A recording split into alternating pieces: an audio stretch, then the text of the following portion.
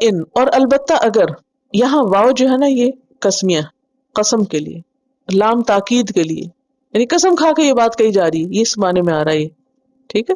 اتیتا تم لے آؤ، اتا یاتی، اور آگے بے آ رہا ہے نا تو اس لیے لانے کا مطلب ٹو برنگ کے معنوں میں آ رہا ہے. الذین ان لوگوں کے پاس، اوت الکتابہ جو کتاب دیے گئے تھے، those who were given scripture, بکل آیت ہر آیت، ہر نشانی. آیت کتنی قسم کی ہوتی؟ کونی شرعی، کوئی بھی نشانی تم لے آؤ. ما تبعو نہیں وہ فالو کریں گے، نہیں پیروی کریں گے، قبلتک آپ کے قبلے کی، آپ کے قبلے کو فالو نہیں کریں گے. وما اور نہ ہی انت تم بتابعن پیروی کرنے والے ہو. تابع، تابع اردو میں استعمال ہوتا ہے نا. قبلتہم ان کے قبلے کو، تم بھی ان کے قبلے کو فالو نہیں کرو گے. وما بعدہم اور نہیں ان میں سے بعض، کن میں سے؟ یہود و نصارہ میں سے، بتابعن پیروی کرنے والے، قبلۃ بعضن بعض کے قبلے کی، آپس میں بھی ایک دوسرے کے قبلے کو فالو نہیں کرتے. ولئن اور البتہ اگر، اتبعت تم نے پیروی کی، اہواءہم ان کی خواہشات کی. اہوا کس کی جمع ہے؟ ہوا کی.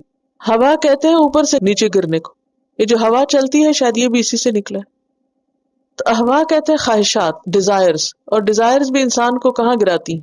اوپر سے نیچے لے آتی ہیں، اس کا مقام، مرتبہ اور منزلت.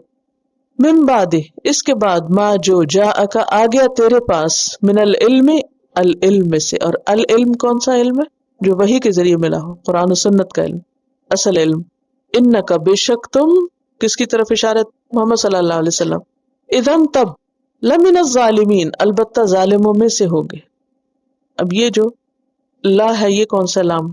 تاکید کا. اچھا ایک ہے اذا اور ایک ہے اذن، شکل میں تو ایک ہی جیسے ہیں، صرف ایک پہ ایک زبر ہے اور ایک پہ دو ہیں. فرق ہوگا نا مانا پھر، یا نہیں ہونا چاہیے؟ جب اور تب، شابش، ٹھیک کہا آپ نے. اذا ماضی کے لیے آتا ہے نا، پیچھے ہم نے پڑھا تھا، اور اذن حاضر کے لیے ہوتا ہے، تب، اس وقت، یعنی دن. وَلَئِنْ أَتَيْتَ الَّذِينَ أُوتُوا الْكِتَابَ بِكُلِّ آيَةٍ مَا تَبِعُوا قِبْلَتَكَ وَمَا أَنْتَ بِتَابِعٍ قِبْلَتَهُمْ وَمَا بَعْضُهُمْ بِتَابِعٍ قِبْلَةَ بَعْضٍ وَلَئِنِ اتَّبَعْتَ أَهْوَاءَهُمْ